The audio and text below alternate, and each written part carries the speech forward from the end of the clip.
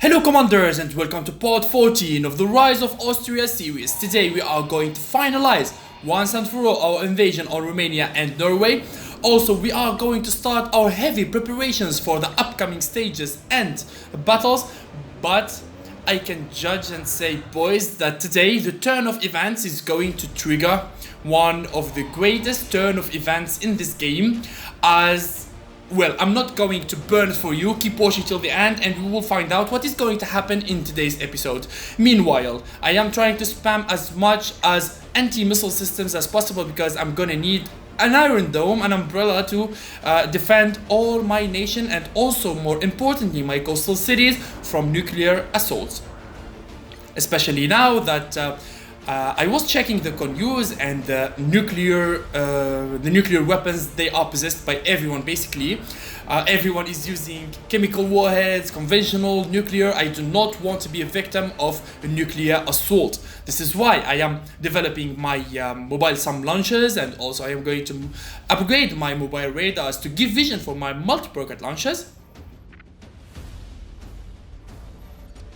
Okay, we upgraded the SAMs and mobile radars also. Here I'm upgrading and leveling up my recruiting officers in my level 4 army base to spam as much multi-rocket launchers as possible in a short time, because you know, recruiting officers, they reduce the mobilization time.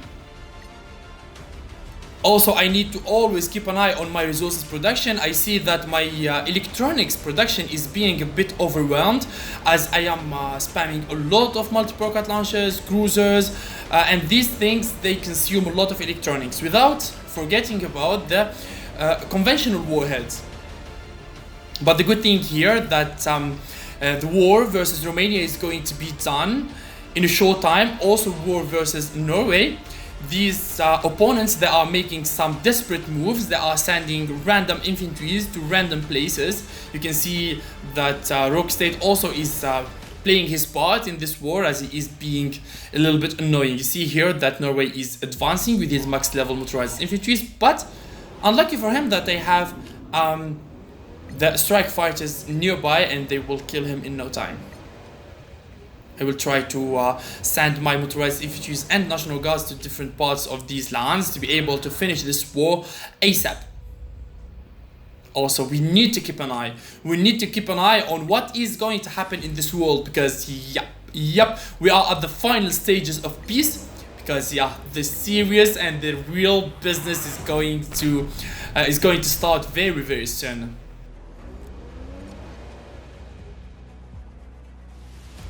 These are our navies close to the shores of Cuba, near the Bermuda Triangle.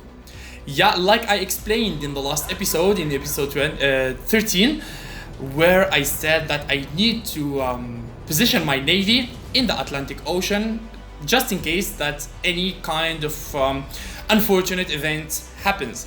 But I have to mention also that I kept a stack of 5 cruisers near my homeland cities, near my coastal cities. Let's have a look to the world now and how the diplomatic map looks. In blue is the United States of America. In green is Brazil. You can see that Brazil has expanded so much in Africa. In yellow is China. In green is Kazakhstan. In bright white is Austria. And in red is Cuba and also Syria. Why do they have the same color? Because Syria and Cuba, they are both in red. You see, this part is Cuba, from Spain to Libya, and the other one from Egypt going to the Middle East is Syria. A lot of provinces to claim here. Let's give this task to the National Guards. Basically, this is their only task, the National Guards, just to claim lands and claim provinces and cities. But yeah, they do that job perfectly. We have decent parts here in the Middle East now. The only thing that I need here is a bunch of airfields to make the movement of my armies and air force so easy to the Middle East. I kept spamming National Guards in my capital Austria, because why in the capital? Because my National Guards, they will be having full health in the capital, because I have 100% morale there. So yep, my National Guards, they will not be affected by the morale of the city. Okay, we are advancing pretty much very good. Now we are the first ones in this game. I overcame Brazil with few victory points. I hope that I keep and stay the first one. I'm going to send the 18th Ontia Battalion to the center of the city of Palermo. Another one to the center of the city of Rome.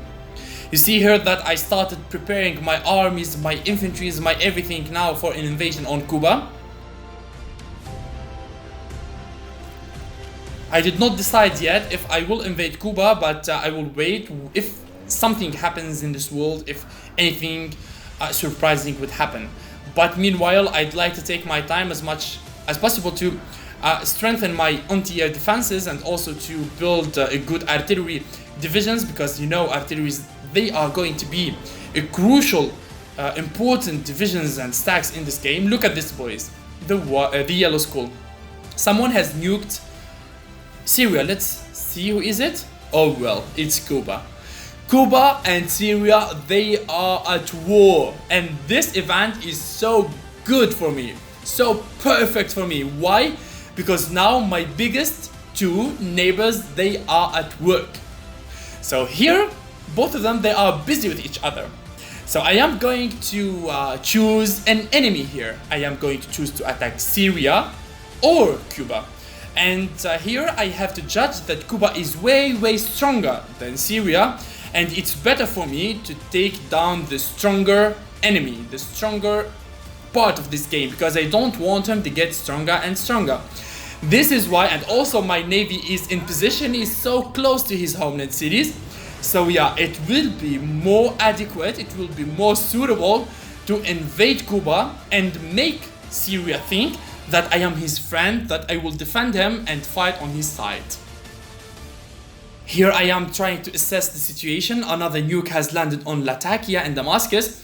Well, Cuba is launching cruise missiles. So if he is launching cruise missiles, it's either by Navy or Air Force. And from the con news, I saw that Cuba has possessed an elite battle group that kept chasing some Syrian corvettes. So yep, he is launching his cruise missiles from his elite battle group. So here Cuba is not going to be an easy target, and his cruise missiles, they are going to be a huge problem for my cruisers, especially here in the Mediterranean Sea. I do not have my elite battle group. So this stack of cruisers is going to be exposed to cruise missiles, especially his Navy has a battle group, an elite battle group in the Mediterranean Sea, and you know, the naval officer, he has a decent anti-air abilities versus missiles and also aircrafts. I will try to spam more cruisers. I'm gonna need as much navy as possible here, especially now that my heavy stacks, they are in the Triangle of Bermuda, in the coasts of Cuba. They are so far from home. My build queue is full with multi-rocket launchers. You know, multi-rocket launchers that are very important for me. They will play a major part in this war. Also my Air Force, especially my Air Force. Okay, boys, here I'm trying to get closer and closer to the coast cities of Syria. I'd like to see what kind of battle group Cuba has, and also another nuke has landed on the city of Raqqa in Syria. Looks like pretty much all of his cities, they have been nuked. Look at this. This is his battle group. Level 1 naval officer and level 4 destroyers. Well, unlucky for him that he doesn't have the level, the range of 100. So yeah, my cruisers, they are going to be deadly for him. Yeah. Okay boys, look at this, more naval defenses near his coastal cities. We are at the end of today's episode, the last episode of peace, the last episode of beautiful atmosphere. In the next one, we are going to start the real business. In the next one, we are going to start Operation Bermuda, where we are going to hunt the Cuban navies and destroy his coastal cities. See you guys, and bye bye.